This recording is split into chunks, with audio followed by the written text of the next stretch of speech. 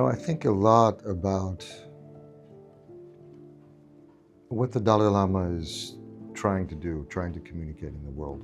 And we see in the world today, which is so confused and chaotic and violent and, I hate to use the word, but ignorant, like children playing, but playing with weapons of mass destruction, destroying each other. His Holiness is, an incredibly bright scholar.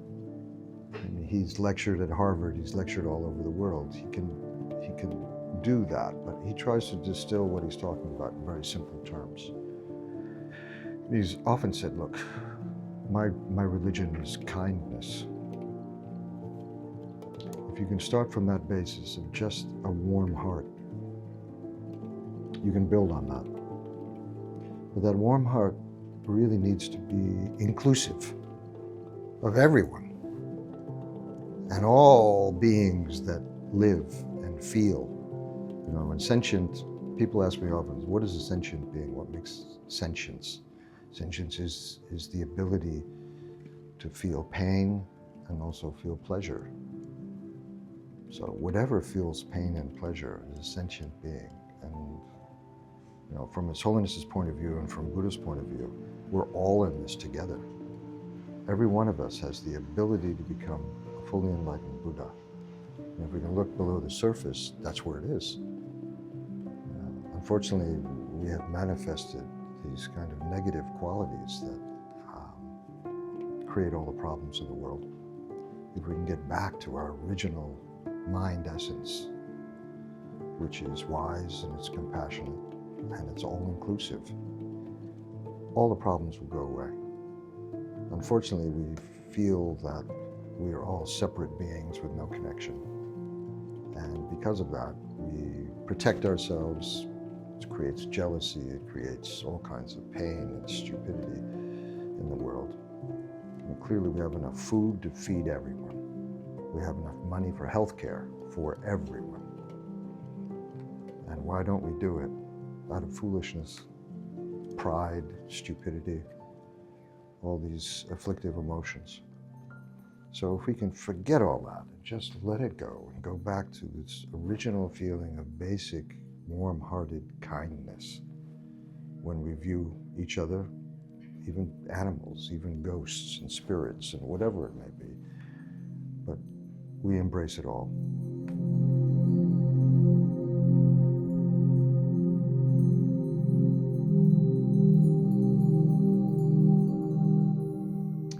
The film, many people have made films about His Holiness, the Dalai Lama, and some I've participated in.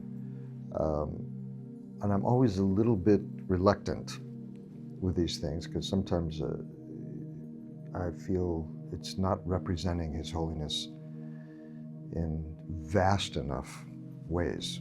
They don't really get him. They respect him, but there's a depth there that sometimes it's not being revealed. So I knew that this film was being made by these filmmakers in Switzerland. And so about a year and a half ago, they came to me and they had a rough cut and they wanted me to see it. So we set up a screening in New York and I watched it with my wife. When it was over, my wife was in tears. And I was so impressed with what I saw, the center of which was this direct communication with the Dalai Lama, looking directly into the lens, using this technique of Errol Morris. I don't know if you know who this is, but he's an American documentary filmmaker, wonderful filmmaker, but he invented this system where there's a mirror right in front of the lens. So he's being interviewed, the person is over here, but they're in the mirror lens, so he's looking directly into the lens, and this incredible, very direct, profound communication is happening. Very rare. I'd never seen this before with His Holiness. And it was like the audience is having a special audience with this extraordinary man. And that was the center of this film. It's also only in His Holiness's voice.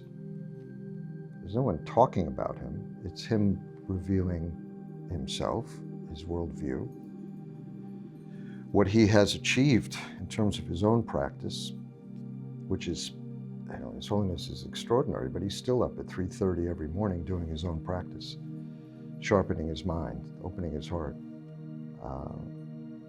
So I thought there was something pretty amazing about this, and I had some ideas that I thought might make it even better. So at that point, basically became partners with the filmmakers, and brought in a filmmaker friend of mine. I've made 6 films with, Oren Moverman, and we kind of rethought it, re-edited, brought in some new archival footage which had never been seen before. Amazing stuff of His Holiness as a young man, kind of that vital time in his 20s when he was like a movie star. He was extraordinary. And we did another score. We felt like the music could be better. So we worked very hard on this, Oren and I, and with the original team, Philip and Barbara. It's something that, one, I'm deeply proud of, but I think it's really important for the world right now to spend some time with someone who has a vast vision of possibility of who we are, can be as human beings, and a society that could be if we want it badly enough and are willing to work for it. As you know, you're a practitioner of Buddhism. Ultimately, we're responsible for the world we live in. There's no one else to look to. There's no one else to blame for our world. This is the world we have created. And with that responsibility, we're required to be as developed as we possibly can, as kind and as generous and as wise as we possibly can be. And His Holiness states this over and over. How did we get in this position where the universe is not a friendly place to us anymore? That this planet we're living on is in complete chaos, where we know there's these insane, abominable things happening. And we see them now as they're happening. Communications the way they are. We see Gaza as women and children are being killed, bombed. We're seeing in Ukraine, in Sudan, we're seeing all this insanity that's going on this planet, and none of it has to be there. We've manufactured it, we've made it happen, and we also don't stop it. So it's up to all of us to take that responsibility from a position of great generosity. But as His Holiness says, look, it's from compassion and wisdom that we can rectify the craziness that we're living in, but also imagine a possibility of how we can all live together on this planet, this beautiful planet in an infinite universe.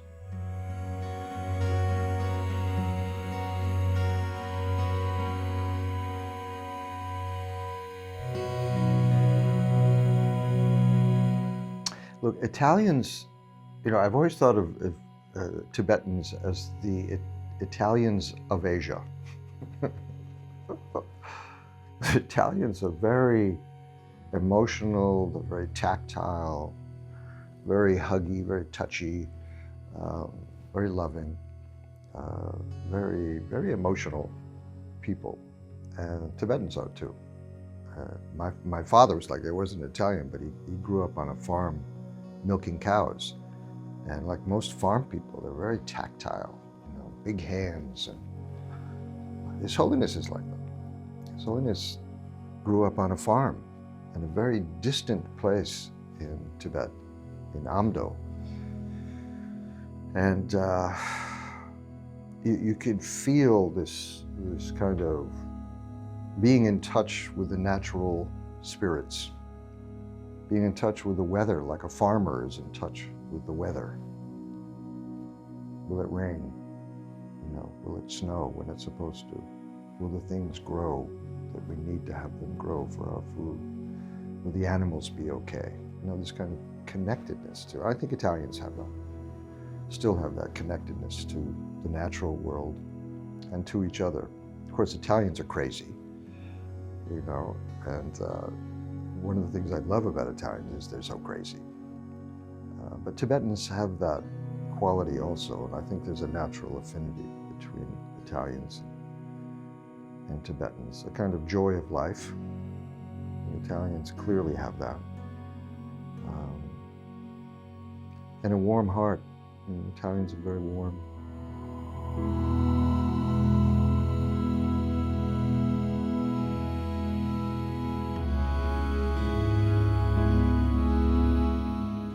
Look, I tell you, there's one simple thing one can do. I walked into a room of strangers here, right? We never met before.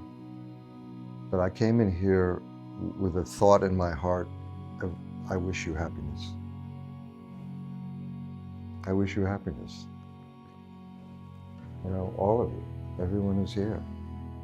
And if we can begin every meeting with just that feeling, I wish you happiness. It's pretty simple, but it changes everything, doesn't it?